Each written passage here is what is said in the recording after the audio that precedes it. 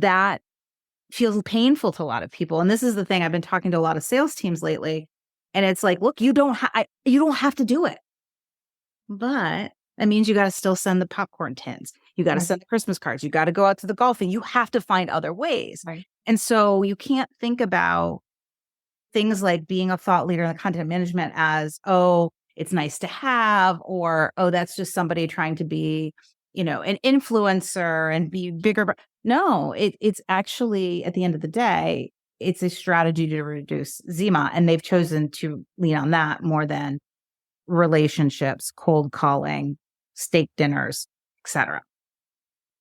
Hey, Nicole, what do you get when a former corporate CEO and a do-gooding executive walk into a recording studio?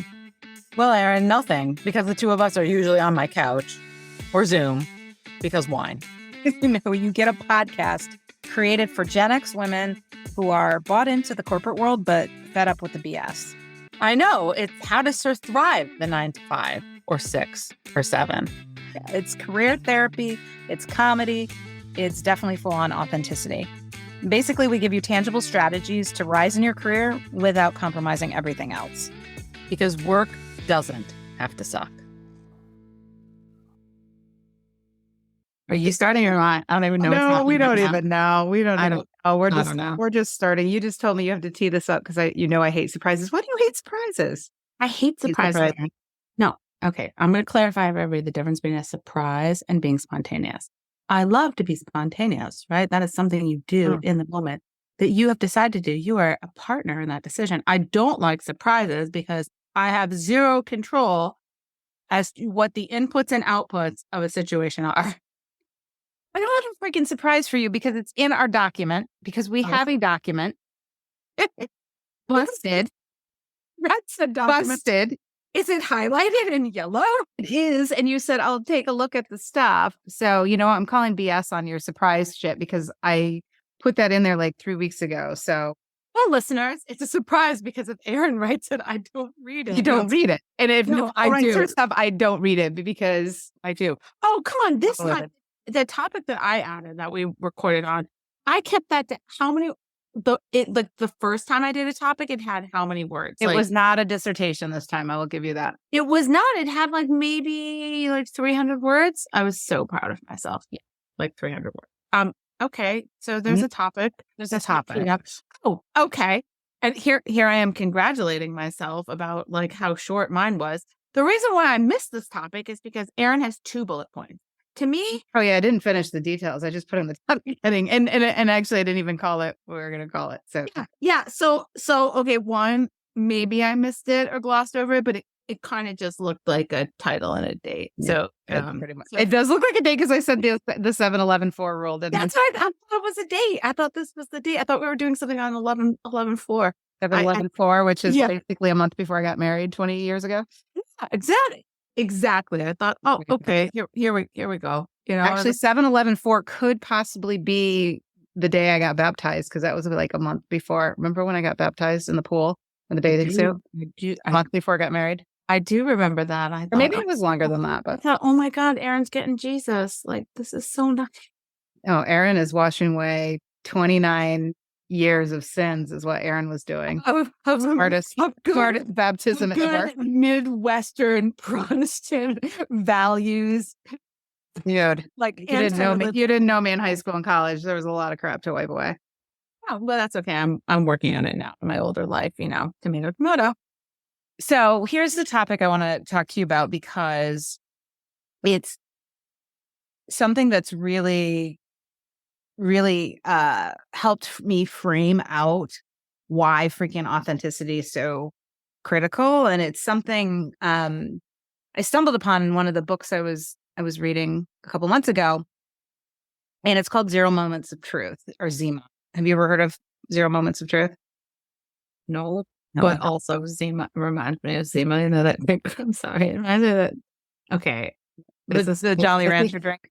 This is so Gen X, so sorry. You're welcome, all Gen X people, and sorry for everybody else. But you remember it was that Zima, it was that clear, it was a clear malt. Yeah, you put a Jolly Rancher in it to be cool, which to give it sugary flavor. And it was, I don't know, it was made by a beer company. It was Busch or Coors or something. And And everybody, it was the coolest thing. It was this clear malt beverage, fun, right? Like I haven't seen carbonated.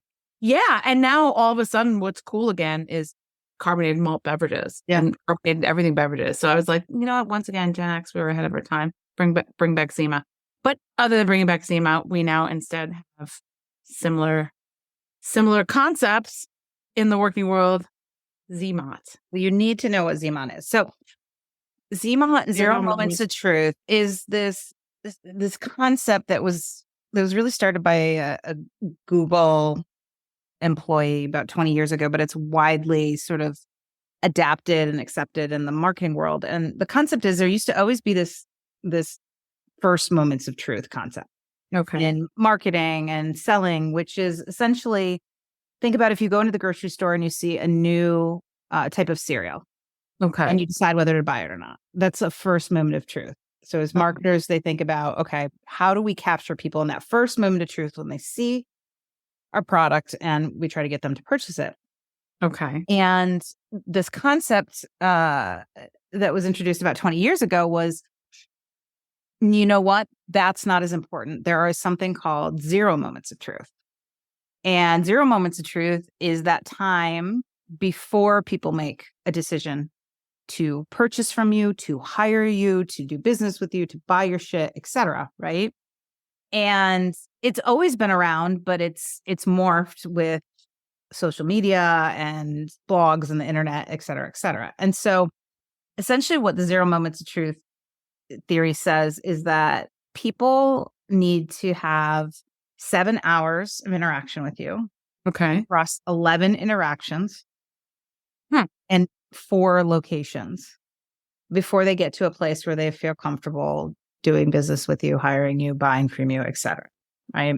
That's really interesting. And if you think about the concept, that's why, if you think about especially big B2B sales, in the olden days, as I put it, that's why there was men taking men out golfing. Steak dinners, right? These meetings in different places, because it starts to tick down, because you've got to get this 7-11-4, the ZMOT, down to 0, essentially before you get to a place where somebody feels comfortable, that they know, like, and trust you, which is another, sort of buzzword or buzz phrase that's out there. And so sounds like hell for introverts, but go on. Exactly. So think about it. In the olden days, if this is true or roughly true, and it's believed to be true, and it makes sense, right? If you think about everything from making a big car purchase to, doing a partnership with a company to hiring an employee, right? There is some aspect of trying to get through the 7, 11, and 4. Do you see them in person? Do you see that? You talk to them on the phone? Do you go out to dinner with them, et cetera, et cetera?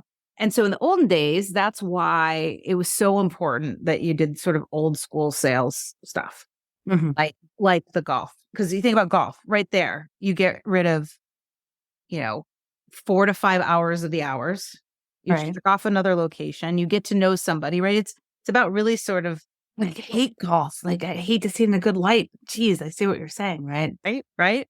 So what I tell people is you can still do those old things because you have to get ZMOT down to 0. But there are really 3 ways that you can more quickly reduce the 7, 11, and 4. It's speed pass it, which who doesn't want to speed pass 7, 11, 4? Namely, Erin does. I am an instant gratification whore. You're right. I was like, this sounds like a lot of interaction for Erin. Right. And I think about, it's funny when I've been teaching this, one of the things I think about is you and interviews that you went through, a couple of years ago when you were in the panel interviews and what, right. So millions of interviews, 7 people, right. They were essentially trying to get your ZMOT down to 0 so they can make a decision whether they know, like, and trust you. Right. But here's the good news. There's 3 things in my mind that can reduce it. Okay. So the first has been around forever. Tried and true. Been around in the olden days, it's around in the new days. Relationships.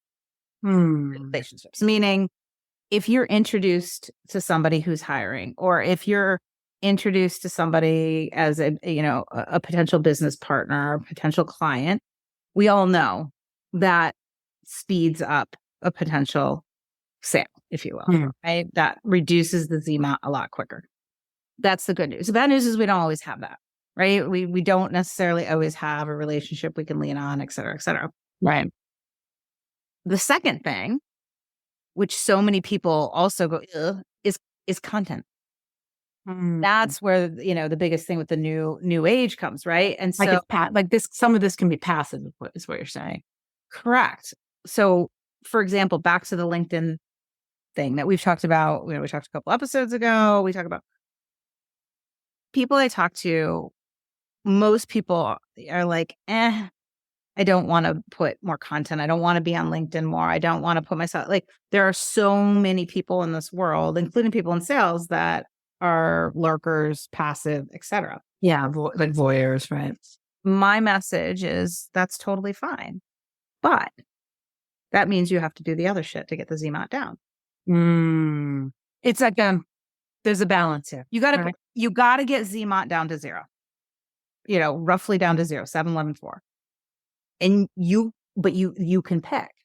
And if you think of it that way, things like, for example, posting thought leadership content is on LinkedIn in a place where people can go, where they're in that 0 moments of truth and trying to figure out, do I want to hire Nicole? Do I want to work with Nicole? Do I want to do business with Nicole? Do I want to buy Nicole's products? They go there, they can see that stuff on demand, and it reduces ZMOT. And then content more broadly, right? It's not just LinkedIn, right? It's blog articles, it's obviously books, it's all of the things that mostly live in digital media. Or end up in digital media, whether it's a talk that gets recorded and goes on YouTube or what have you. That feels painful to a lot of people. And this is the thing, I've been talking to a lot of sales teams lately, and it's like, look, you don't have to do it. But that means you got to still send the popcorn tins. You got to send the Christmas cards. You got to go out to the golfing. You have to find other ways. Right. And so you can't think about things like being a thought leader in the content management as, oh, it's nice to have, or, oh, that's just somebody trying to be, an influencer and be bigger. No, it's actually, at the end of the day, it's a strategy to reduce ZMOT. And they've chosen to lean on that more than relationships, cold calling, steak dinners, etc. Right? Interesting. And what's interesting to me is that, if I just said, oh God, this is an introvert's nightmare. But a lot of what you're talking about actually are not necessarily real life, they're not necessarily touches that are, let's say, physical or in the physical world. You're talking about, obviously, you're talking about digital touches, talking about passive, you're talking about active. So it could be an introvert's dream. It could be, right. There's so many tools in this toolbox. It could be an introvert's dream when you say, hey, if you do this work beforehand, if you create podcasts, articles, right, even just simply respond and post on some people's stuff, you get a little bit credit towards ZMOT if people, especially on LinkedIn and the way the algorithms work. And what's interesting here is that some of this, I think some of it, and I don't know what the percentage is, but to me, what's also interesting is that some of this is highly personalized and some of it is probably a little bit more generalized, right? You have to do a little bit of both, but it doesn't all have to be incredibly personalized touches. I mean, some of this stuff is that you're creating that is going to touch large amounts of people, that is, geared towards a broader audience, but could also count towards this. Correct. And there are, we could go down rabbit holes of content strategy, and what, most people say you want to coalesce around 2 or 3 sort of pillars to your content, so that your content isn't, all over the board. You're posting on leadership, and then you're posting on, what you think of politics, and then politics is a bad one, but yes, in general, it's not so much geared at one person, one sale. It's geared around the 2 or 3 things that really matter most to you, or that is your sort of foundation for your company, your why, your pillar. Like for me, of course, my main pillar is authenticity. And so you rarely see me post something that is more than 1 degree of separation from. So now I know why that like that bra ad I clicked on Instagram so many moons ago, why I'm also seeing it now on Facebook and text message and my email. Now I know. Now I know. A whole nother. Now I know not necessarily how all of these different platforms are connected, but now I know why they're all connected. Why I click something on Instagram and suddenly I'm seeing it in every single platform. Right? You're slim pickings for them. They're easy pickings. They're like, I'm going to ZMOT her to 0 in a heartbeat. Yeah, because of the location, right? I mean, I knit Or myself locations for them. They're like, look at this girl who needs upper chest support, clearly looking for something special. And, boom, all of a sudden that shows up also on the screen. Maybe when you're sharing the screen during a video chat and you're trying to pull up a presentation and maybe your Google email shows up and maybe there's ads, like 27 ads for all of these specialty bras that just show up and, you're not embarrassed or anything. But I mean, ZMOT's great.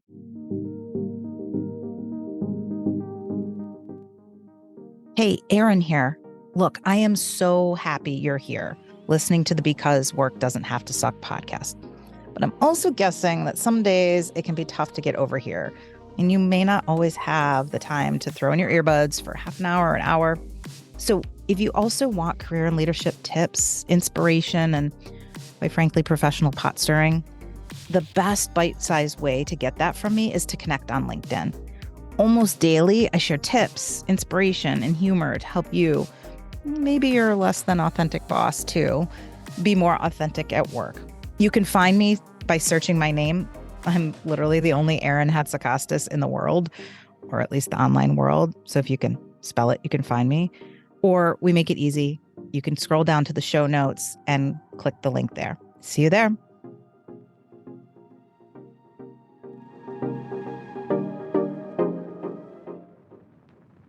That is a great transition to the third thing, because that is actually, it's hilarious. And it's the very thing that is the third thing, which is, I know this is predictable, is authenticity. And the authenticity, both as a standalone, that's why I make it number 3, but also if you infuse it. So for example, infusing it into your content. So back to if somebody goes to your LinkedIn profile and it doesn't have buzzwords, it doesn't have the same bullshit as everybody else, it's not black and white and vanilla, which is not going to reduce your ZMOT, because now you have there is nothing that has really made me understand who you are. But if instead you're authentic with that, you do something that's just slightly different. I mean, the bar is so low that it doesn't take much, right? It just a couple words here or there, it reduces it. But in general, when you use authenticity, this is everything I talk about, you immediately, you rush down that ZMOT. Because what does authenticity do? It helps people create a quicker connection, better trust, which is what they're trying to do with ZMOT. And so you don't need as many hours, as many interactions, or as many locations when you use authenticity. I mean, the data, right? The research data that we did shows that. Not in, for our listeners, if you haven't seen the data, you can go to beauthenticinc.com/research, but we quantified it. The authenticity it's a magnitude of 4 to 6 when you're talking about things like trust and connection and followership, et cetera. So the reason I wanted to tell you about it, because I think for me, when I sort of learned about this, it was I've always talked about authenticity as it being this trust and connection and differentiator to make you stand out. But I think when you put it against the backdrop that, look, largely the game is the same for everybody. It's the 7-11-4 requirement. And again, you don't have to be authentic. You don't have to put out content. You don't have to leverage your relationships, but you have to get ZMOT down to 0. And if you don't do those other things that are, I would say, a more modern approach, then you have to trudge through, maybe 7 video interviews. You have to, fly to San Francisco and take your client or your prospective client out to dinner. This is so interesting, because I think I naturally understand this concept as part of a marketing concept. very clearly. I can see very well how this relates to marketing and sales. And you have also tied this to the experience that we all have of, say, trying to get the job, or sometimes it's a sale, but really it's a self sale. It's and that is interesting. Yourself, exactly. Right. Same The thing. self sale. But it's interesting because I'm not sure that I've thought to quantify it that much, right? We're always, I think sometimes I even feel this way. In fact, maybe I've even started feeling this way a little bit more. And maybe I've been creating some negative narratives around this, which is like, oh, there's ageism out there. Getting a job is hard. I don't feel like I ever want to even be in that world again, right? I sort of talk myself out of maybe the opportunities of getting a new job, of experiences, and yet, but sometimes I talk myself out of those opportunities or experiences. Not that I'm looking, but just generally speaking, and sort of how I see my place in the world, my future, or even talking with others when a lot of people come to me for job advice or, for connections or networking, right? Just my thoughts in the world. I've never thought about quantifying that experience. It feels very much like a mystery. Getting a job feels like a mystery. And basically what you're saying is that it's not a mystery. We can create our presence in the world so that people feel familiar with us. And I think there's something really empowering about that, because this stuff feels so pointless. Like, oh, I got to work on my resume. Oh, my cover letter. Oh my God, I've got this informational interview. Oh, Jesus, LinkedIn, I got to manage that. But oh, geez. Should I write that article? This person wants me to write an article, and they're not going to pay me, but I'm going to get some exposure. Or should I put a little effort into like this blog post or whatever? It all feels somewhat unlinked, maybe a little pointless sometimes, confusing. You're in the very shouldy. Yeah, very shitty. I'm doing all these things. I'm not sure why. I don't know how they connect. I don't know how they serve me. I hear how many times you hear about, oh, this is how you maximize your LinkedIn profile, or this is how you do the best resume, or this is how you do a cover sheet, a cover letter, this interview tips. Boy, all of a sudden I just had a light bulb moment where I'm thinking, these things are all related. And I really I know that might sound basic, but really question yourself. Have you really thought about how they're related? Probably a lot of people haven't.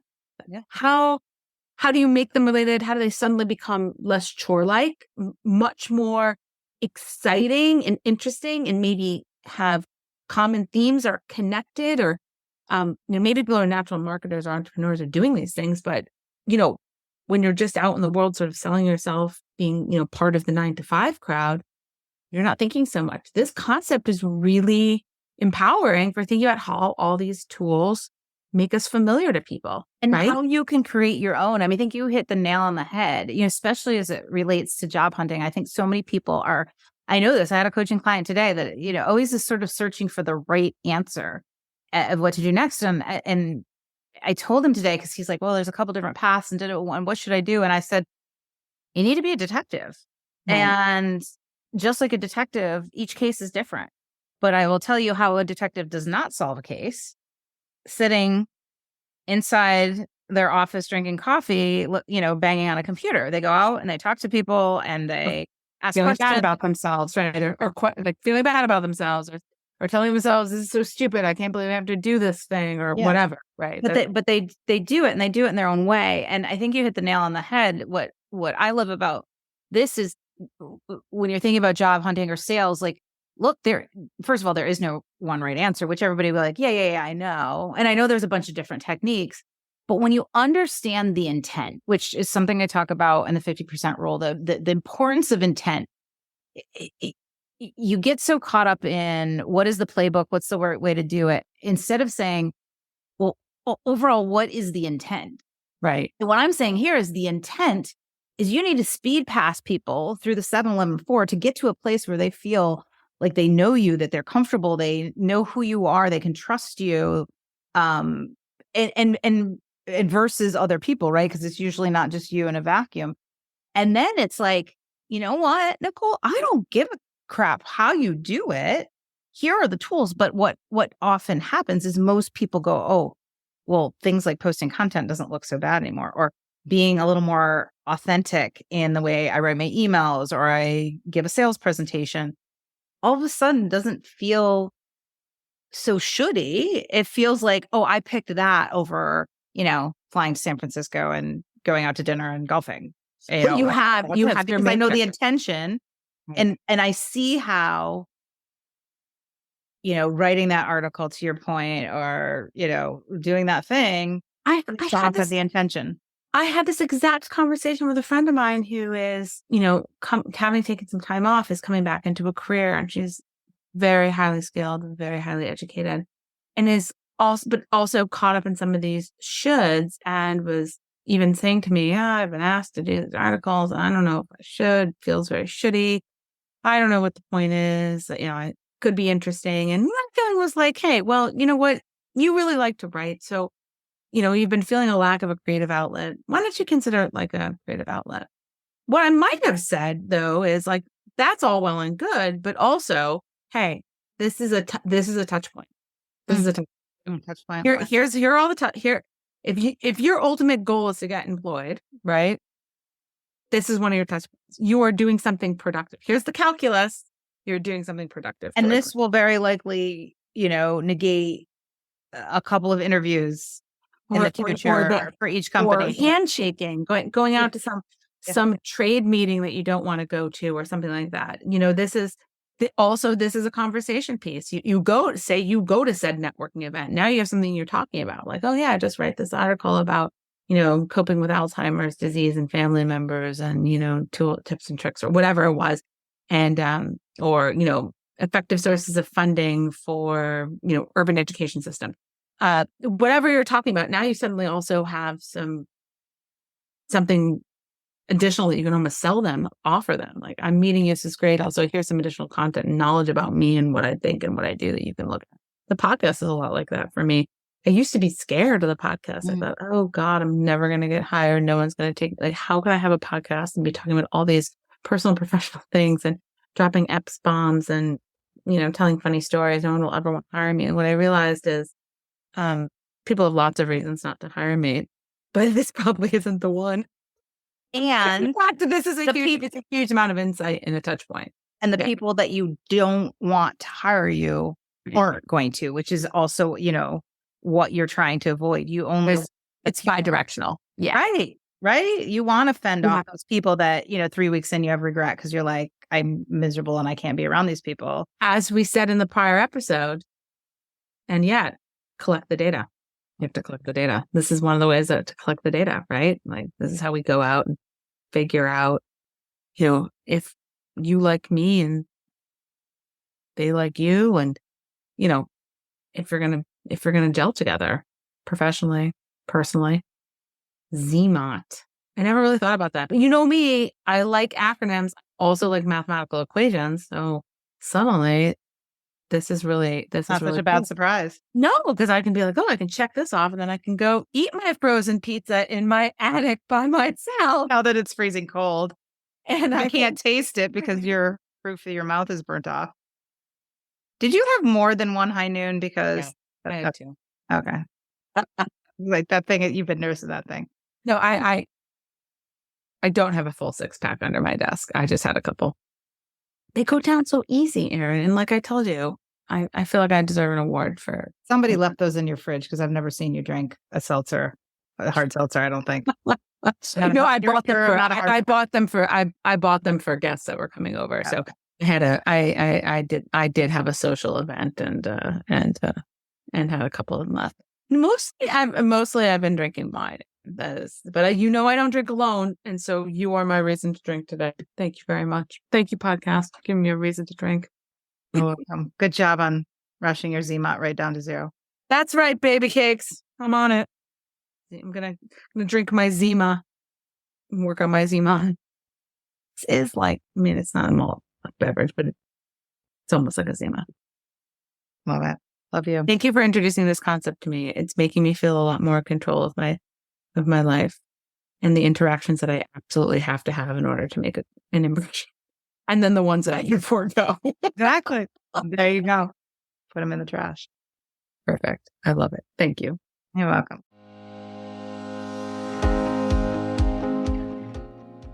Hey, it's Erin with a teeny request. If you have ever gotten any value from this podcast and you'd like us to stick around, plus you want it to continue to grow so we can kind of swindle bigger and more knowledgeable guests to join us and to keep providing you with tangible and inspiring actions you can take to achieve the career and life you deserve, could you please just take 1 minute to leave us a rating and a review?